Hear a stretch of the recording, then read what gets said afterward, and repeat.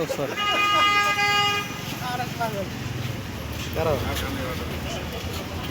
আমি ভিতরে বসে এই করো এই রিয়া দেখছেন ধরো আমি ভিতরে বসে তার বাবা একদম আছে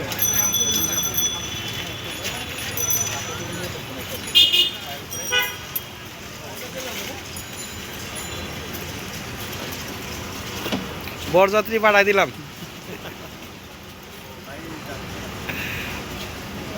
ধরা লাগবে একদিন যাবে ও থাকবে ও আসবে আবার থাকবে না ও থাকবে গাড়ি চলে আসবে